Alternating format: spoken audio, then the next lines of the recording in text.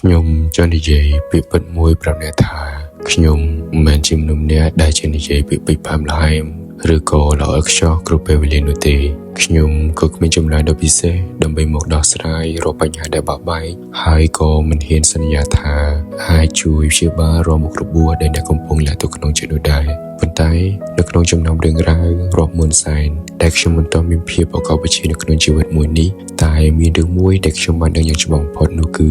ខ្ញុំនៅទីនេះសម្រាប់អ្នកជានិច្ចហើយពាក្យថានៅទីនេះមិនមានន័យថាត្រឹមតែថ្ងៃដែលមានមេឃស្រឡះថ្ងៃដែលគ្រប់យ៉ាងមានសភាពងាយស្រួលថ្ងៃដែលយើងសោយសប្បាយនឹងរស់នៅដោយគ្មានសម្ពាធនោះទេប៉ុន្តែវាមានន័យថាខ្ញុំនឹងឈរនៅក្បែរអ្នកនៅពេលដែលព្យុះភ្លៀងបោះបោកជុំក្នុងជីវិតរបស់អ្នកនៅពេលដែលថ្ងៃនីមួយៗប្រែជាហត់នឿយស្មុគស្មាញនិងធ្ងន់ធ្ងររហូតដល់ផ្លូវដ៏ដង្ហើមមិនចេញ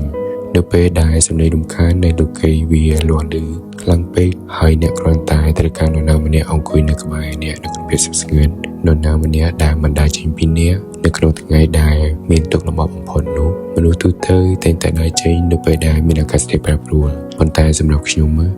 នឹងនៅទីនេះមិនទៅណាឡើយខ្ញុំនឹងយកចិត្តទុកដាក់នៅគ្រប់រឿងរ៉ាវដែលមានតម្លៃសម្រាប់អ្នកខ្ញុំនឹងចំណាំរកការប្រែប្រួលនៃអារម្មណ៍របស់អ្នកដោយភាពស្ងប់ស្ងាត់ភាពនឿយហត់ដែលស្ដែងចេញពីតាមរយៈការភ្នែកនិងការប្រយុទ្ធដ៏ស្ងប់ស្ងាត់ដែលអ្នកកំពុងលាក់ទុកពីមនុស្សគ្រប់គ្នានៅចំពោះមុខខ្ញុំអ្នកមិនចាំសម្ដែងធ្វើជាមនុស្សរឹងមាំដូចទេដូច្នេះសូមចងចាំឲ្យច្បាស់ក្នុងយប់ដែលងងឹតសម្ផុតសម្រាប់អ្នកនោះគឺ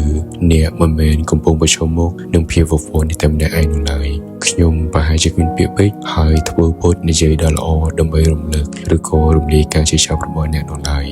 ប៉ុន្តែខ្ញុំនឹងមានវត្តមាននៅទីនេះគ្រប់ពេលដើម្បីរួមសុខទុក្ខជាមួយអ្នកខ្ញុំនៅទីនេះហើយខ្ញុំនឹងមិនទៅណា